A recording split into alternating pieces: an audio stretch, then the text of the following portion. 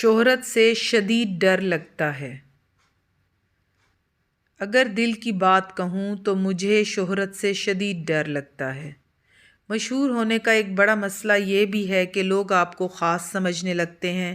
آپ سے ملتے وقت اس بات پر بھی توجہ دیتے ہیں کہ آپ نے کافی کا کپ کس طرح پکڑا ہوا ہے، اور بعض دیوانے تو تمام عمر اسی طرح سے کپ پکڑ کر محبت کی رسم نبھاتے ہیں۔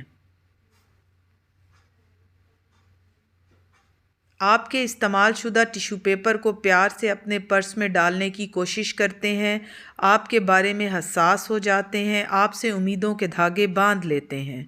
اگر آپ مجھے ذاتی طور پر جانتے ہوں تو آپ کو اندازہ ہوگا میں خیال رکھنے والا شخص ہوں۔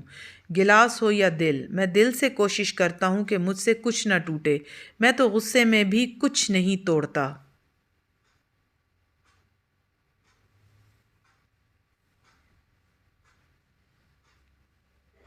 ایک وقت تھا کہ میں رات سونے سے پہلے دن بھر موصول ہونے والے سارے میسیجز کے جواب دے کر سوتا تھا۔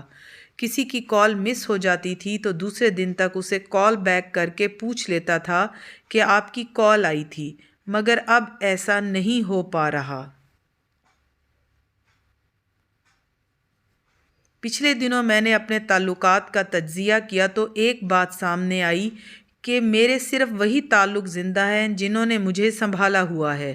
شہرت اور مصروفیت آہستہ آہستہ مجھ سے میرے چھین رہی ہے۔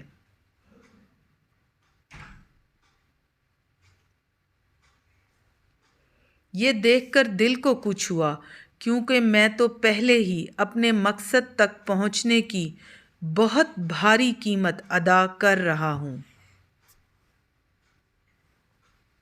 آج آپ سے بس اتنا کہنا چاہتا ہوں کہ اگر آپ نے مجھے کبھی لمحہ بھر کو بھی چاہا ہو تو پلیز مجھے سنبھالے رکھیے گا، میرے بارے میں زیادہ حساس نہ ہوئیے گا۔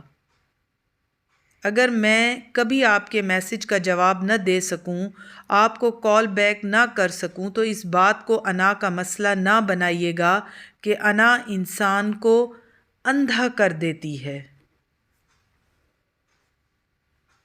دو دلوں کے درمیان محبت کو مار دیتی ہے۔ انا پرستوں کے پاس سوائے انا کے باقی کچھ نہیں بچتا۔